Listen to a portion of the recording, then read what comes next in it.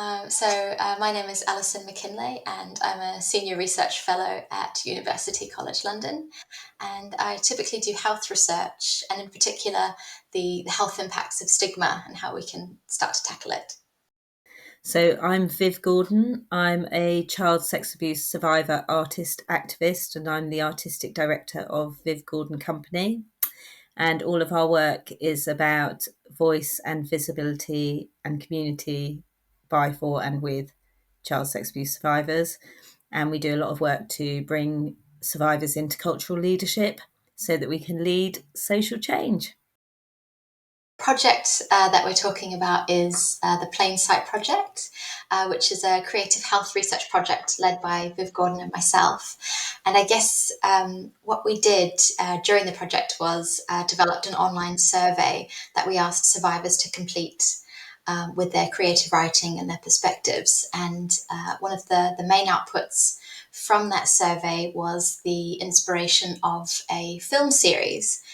So that has been produced, and Viv, I'm sure, can talk a little bit more about the key messages from the films and how they were produced. But the secondary output, which is in progress, is the manuscript that will be written based on some follow-up interviews that I've been conducting with survivors.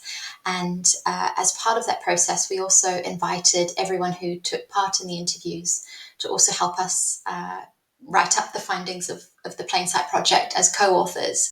It's about tackling public misconceptions of adult CSA survivors, bearing in mind that we are also the public, and that we have misconceptions about ourselves and each other as sort of part of the stigma and internalized stigma situation. And and so the way that we developed the survey, first of all, Alison and I sat and generated some questions, and we wanted it to be a creative survey. So rather than asking people directly about their experiences, we asked people to do some different creative writing tasks. So one of them was like a stream of consciousness writing task, where we just asked people to write non-stop while the kettle boiled. I think it was, we settled on, about what they would like to see, how they would like to change, how CSA survivors are perceived by the public. And then another one was a sort of, like the prompt was about thinking about it over time. So it was like 100 years ago, 10 years ago, 10 months ago, 10 weeks ago, down to sort of 10 seconds ago, to in 10 seconds time, in 10 years time, in 100 years time, and sort of what we felt had changed and what still needed to change. Yeah, so we had some really amazing creative responses, didn't we? Some people wrote poetry and short stories and all sorts of things. We also had 2 survivor consultants that sort of did the survey first to try it out and gave us feedback, which we integrated as well. When people responded to the survey, the majority of the questions were completely open-ended. So in the sort of the blurb, or the instructions, if you like, with the survey, we really encourage people to not censor themselves, swear if you want. We're just really genuinely interested in what you have to say. And people were really, I guess, generous with their time, and they really shared a lot about their perspectives. And so what I did once the surveys had been filled in was made sure that they were completely anonymous, and sent the anonymized versions to Viv, who then used them when she was writing the film scripts. I think there was some stuff that was expected and some stuff that was really unexpected. So I think, like, I was expecting to hear some of the stuff around where people had been let down by different systems, around the mental health system and around the justice system, and some of the victim blaming stuff I was expecting to hear. I was also hoping to hear, because I'm a survivor activist, and all of my work is about voice, visibility, and community and leadership. I was hoping that some of that stuff would be filtering through as well to the wider community, and it definitely was. We had that reflected back really strongly, that people could feel change happening, and could feel sort of more community and could feel more survivor leaders emerging and stuff like that, and that came through quite strongly. I think the thing that surprised me most, I think, is there was a real kickback against toxic positivity, where people were really like, "Don't dress this up. This is shit. Like, don't like we can't in the process of changing how we perceive ourselves. We can't be like, oh, it's okay, we can all heal." And it wasn't like that. It was like, this is shit, it's fucking awful, it changes your whole life, it's fucking awful. And so that was really great to see that. Actually, it felt really ragey and exciting to respond to creatively. And I think sort of along the same vein, there were people really talking about their embodied experience of being survivors and what they really wanted people to know about their health, their ongoing mental health needs, and that sort of really how painful and difficult and ongoing it is living as a survivor. And so, yeah, so those things just, it was really refreshing to see those things alongside some of the stuff that is more about change, but it's not that the positive change is taking any of that away, because it can't, can it? In the follow-up interviews that I had with some of the participants, the fact that it was an anonymous online survey really appealed. They were able to write freely and not worry about any sort of privacy concerns. Some people said, they'd written about things for the first time, and actually it was really helpful to know that they could talk about it or could write about it in a way that they perhaps hadn't thought of before. And so, yeah, I think people that I did speak to said that it was useful. We ended up with 4 films. So for me, it's like it's sort of. I mean, I read the transcripts over and over, and because they were creatively written, um, they there were things in the transcripts that I could use for the. Sometimes I used direct quotes, so we gave people options around whether they wanted to be directly quoted or whether they wanted their words to be paraphrased and things like that. So because obviously some things can be really exposing, can't they? But there were sort of things to do with tone of voice or turns of phrase or imagery that people use that I could lift really directly and go, that's a really interesting turn of phrase to use, or that's an interesting image. There was one piece of writing that was quite a long piece of writing, but it was about sort of crawling, feeling like surviving is like crawling up through rubble and stuff, and this quite long. There was other things that we took from it, but that image of rubble sort of made it very directly through into one of the monologues, and is just a line in that monologue, but that sort of prompted a train of thought for me around sort of landscapes and disasters and those sorts of things. So there was lots and lots of stuff in the surveys that were really strong catalysts to do the work. There was another survey response that was very clear about being a professional person working in sort of mental health and support settings, but also being a survivor, and hearing how survivors were being talked about in those settings by other staff, but not being out as a survivor at work, and what that was like to be part of systems that are oppressive towards survivors, knowing that it's you as well. So that was one that came through really strongly. I used a lot of highlighter pens, Jess. That's the honest truth. Like, I'll have that bit, I'll have that bit. And then I suppose whenever I write, because I'm a survivor myself, whenever I write, I've done quite a lot of work with different researchers, and I'm always taking what I'm seeing and then I'm weaving that together with quite a lot of autobiographical content. that may or may not be about abuse, but I'm sort of there's quite a lot of me in there as well. So there's a whole story about tea bags in one of them, which is from me teaching dance.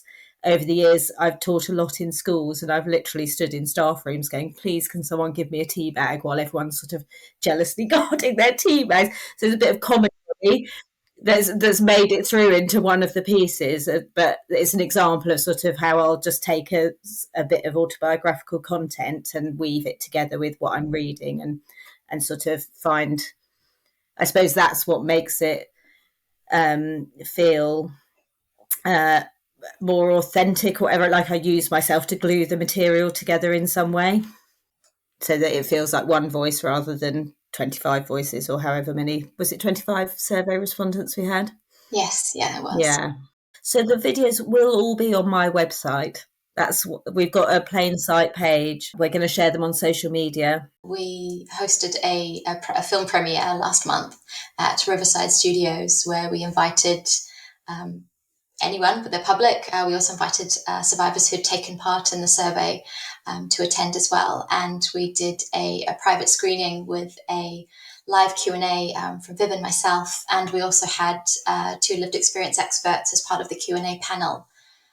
So that was a really special event, I think. So during the survey, we asked people if they wanted to see a copy of the film scripts once they'd been written, to comment on them. And those that responded to say yes, that they wanted to receive those, were sent them. And we received some really amazing feedback from people. They were really, really complimentary, which was great. And we also asked people if they wanted to be contacted once the films were ready. It was amazing reading the feedback, wasn't it? Because people really could see themselves and their experiences mirrored in the writing, which obviously is the aim. So really delighted about that. Viv and I have been meaning to catch up and find out what to do next. I think originally when we prepared the application, the funding application, we'd hoped that films like this could make their way into training for frontline professionals, maybe university students interested in the impacts of trauma. From the premiere at Riverside Studios, we had some really interesting people in the room. So we had someone who's leads a lot of work around child sexual abuse in the police force, who was just like, I just want to show this to everyone that I work with. And, so I feel like that we just needed to work out what to do first and things like that. But there's also, is there still follow-up interviews to do, or are they all done now? A couple more follow-up interviews to do with people as well. And then we'll be co-writing some journal articles and things like that. For me, it's like, I think anyone who sees the films will get something from them. I think I really want survivors to see them because of that. It's still the situation that most survivors have never met another survivor. Many of us have never told anyone or never had a conversation about this. So to see some sort of co-created material that can help people reflect about their own experiences and help people find words to talk about their own feelings and experiences, that's really, really important. Help to bring people into community.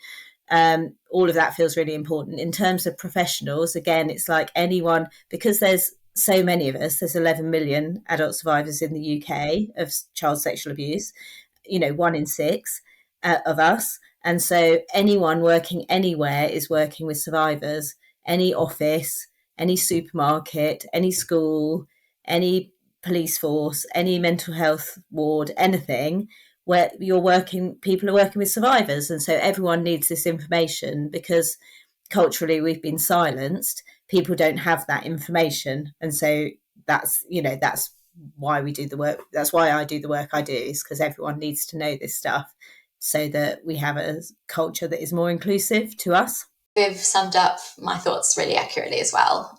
It would be great for everyone to be able to see the films and to benefit, because I think the point of the project was that the public and their perceptions need to be informed by people's experiences and what survivors want people to know and things like that. So, I guess as a first step, I'd be really keen for the films to be shown to, like you say, the next generation of researchers and clinicians seeing survivors.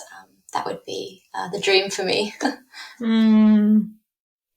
I think one of the I work a lot with services in Bristol and like VORG support services, rape crisis centres and things, and talking to them through some of the work that we've been doing together, they've asked their staff for the first time, if they want to self-identify.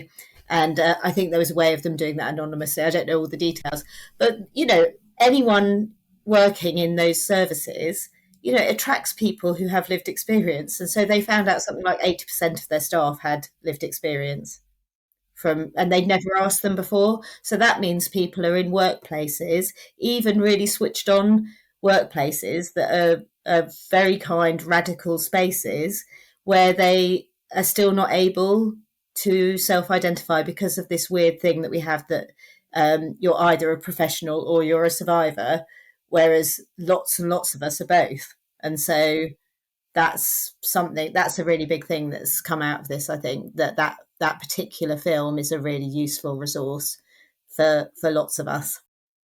I mean, I guess for me, speaking as a researcher, one of the key highlighted points for me throughout this project is that I don't think work like this could be successful without lived experience being at the forefront of everything that we've done and being embedded throughout the project. I think that's just so important for other researchers to consider as they embark on work such as this in the future. Yeah, I think you're really good at that, Alison, as well. I think, like, I've worked with lots of different researchers, and I don't always have. I have had other positive experiences, but I don't always have such positive experiences. And Alison felt very open to hearing what I had to say about each stage of, from the application to the ethics approval to the survey development to, and really wanted to understand things that I might find difficult to read, and the other survivor consultants that we brought in to look at the survey wasn't like, oh, but it needs to be like this. She was like, oh, if you think there's a problem, and that's a really open-minded approach that we don't always get. And so it did feel like a genuine co-leadership, whereas it often doesn't. So thanks, Alison. So you can only do co-creation if people join in. And so I'm really grateful to all the people who participated and all the people who thought about participating and weren't able to this time. And, it's like it genuinely takes all of us to do it. It's not just me and Alison that have done it.